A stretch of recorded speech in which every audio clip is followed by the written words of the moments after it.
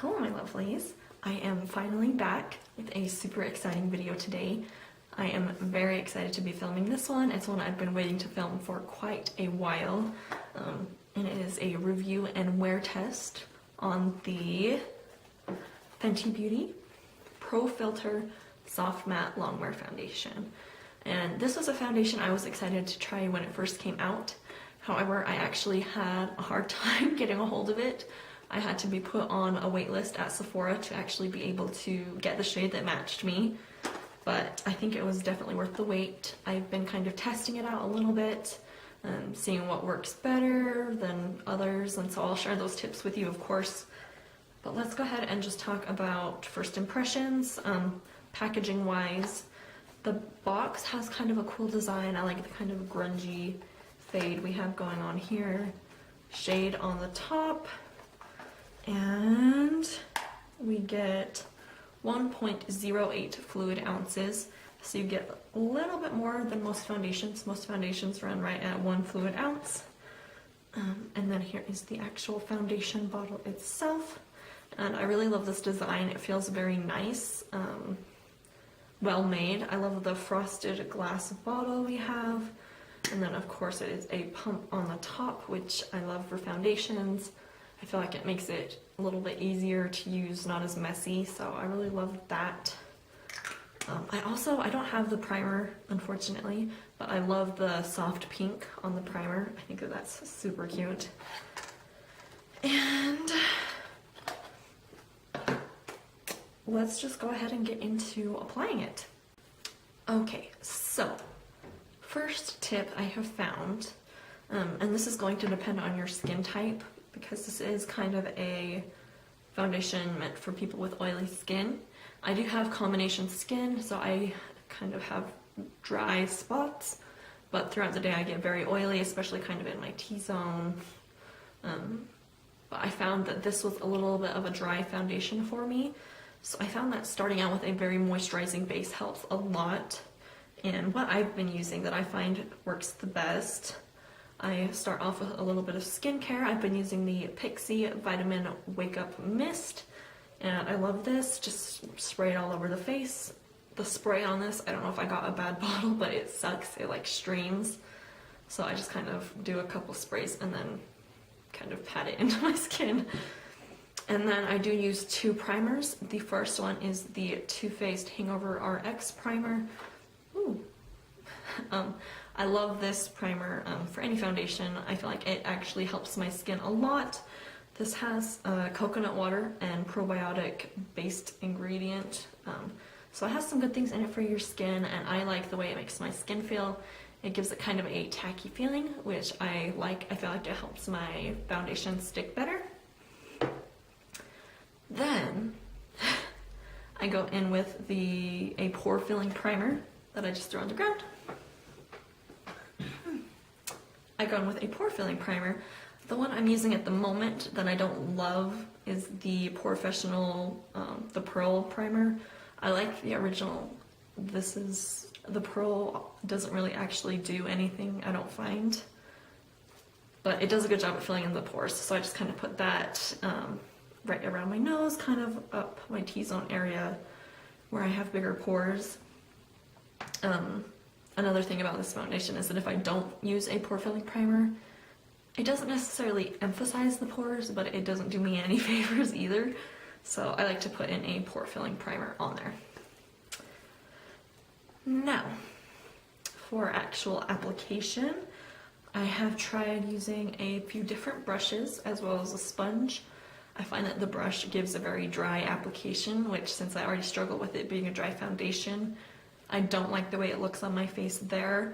I also find it hard to blend out without it getting streaky. So I prefer to use a beauty sponge. The one I've been using as of recent is the Real Techniques sponge that I didn't wash. So this is the sponge I've been using. I prefer the sponge method. I feel like it gives me a more flawless finish and it's easier to apply. So let's go ahead and get into actual application. Okay, now on to the actual application. It says on the box and the bottle that this is a foundation you want to shake well before you use.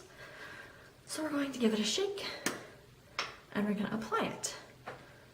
So, like I said, I find it's a pretty dry formula, so I prefer to kind of put it on my finger and dotted it on my face.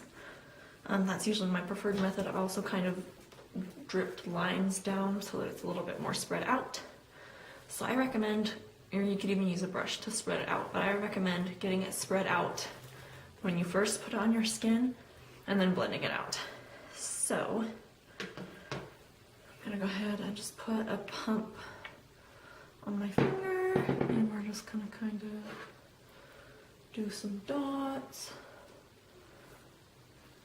and get it everywhere.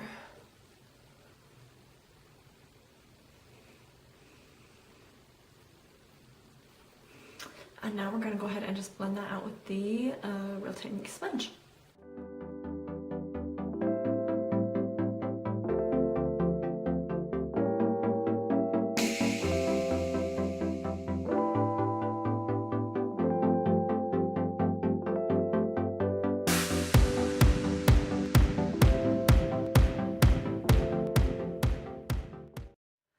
So there is one pump blended out. It covers almost half of my face. It doesn't quite reach my forehead, but you can see the difference. I really find that I only have to use kind of one pump per section, and my forehead I only really have to use maybe like a half a pump or something like that. But I really love the finish it gets. It goes almost immediately, besides the damp sponge, to kind of a soft matte finish.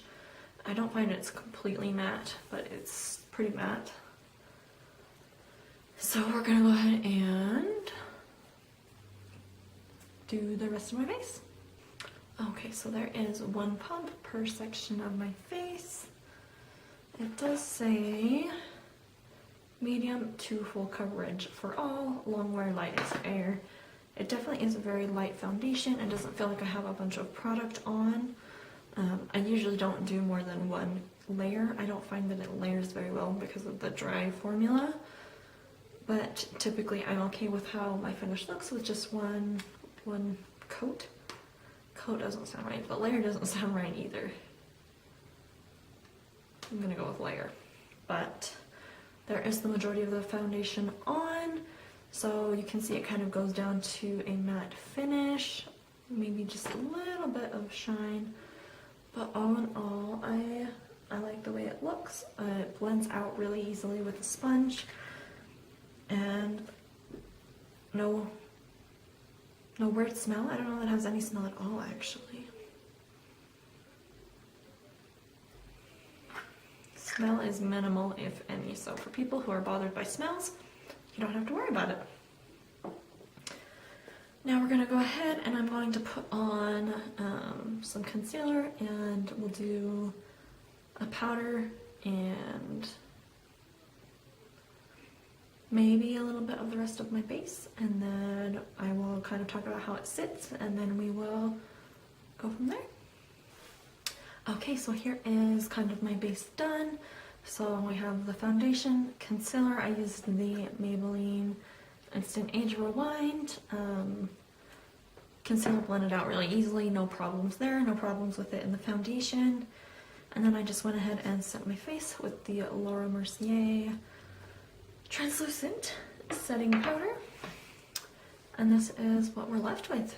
So sets really nicely, blends concealer out nicely. And I'm gonna go ahead and finish the rest of my makeup, and I will talk to you guys after.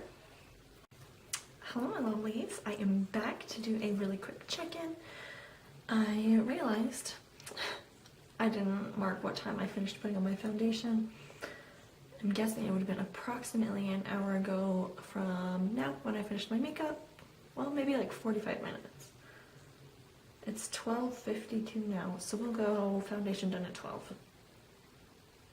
I think that sounds like a plan. So it's been about an hour. The rest of my makeup is on. My face products layered on beautifully, no problems, no patchiness. And foundation still looks just as good as it did when I first put it on. But it's an hour, so I just wanted to quickly check in, mark the time, let you know how the makeup blended on top, and I will see you guys in a little bit. Hello my lovelies, I am back to do my final check-in on the foundation. I ended up not being able to get in a kind of midway wear check on the foundation, but I'm here to give you my final thoughts and show you the final outcome of the foundation itself. It is 10:46 at night, so if the foundation was done at 12, it's been almost 11 hours. Honestly, the foundation still looks pretty good. I am very oily, so kind of in these areas, my forehead a little bit is where it's most noticeable. You can tell I'm oily, but it hasn't broken up the foundation at all. I'm just shiny there. My nose is worn. That's because I've been really stuffy and my nose has been kind of running, so I expected it to be gone there. But otherwise, like down here, there hasn't really been any fading. It's pretty much intact everywhere except for my nose, other than it's a little oily in some spots. So honestly, I really love how this foundation wears. This has actually been kind of my go-to foundation over my NYX Total Control foundation, which was my holy grail for a while, and I've been choosing this one over that, so that's a good sign. But yeah, I think it looks really, really great, especially for being on for 11 hours. Like none of my other face makeup has even like moved at all. My highlight's still super freaking glowing. Look at that. But yeah, I really love this foundation. Like I said earlier, I think it's great that she has so many shades. I double checked and it is 40 shades. That just blows my mind, and I think that's so great. Like I mentioned earlier, it is 1.08 fluid ounces, so you are getting just a little bit more than your average foundation. I also wanted to mention the price point. Let me pull it up here really quick. I think it's $34. Yeah, $34, which for a high-end foundation, that is actually really good. So honestly, I think it's a really good option, and it's a foundation that everybody should try out. It's my current favorite, and I'm definitely going to keep on wearing it. So if you haven't tried it yet, go try it or get on a waiting list to get your color. And if you have tried it, let me know. Let me know if you didn't like it, because I'd really be interested to hear your thoughts. But yeah, that's going to be it for this video. I am going to go take my makeup off and go to bed, and I will see you guys in my next one.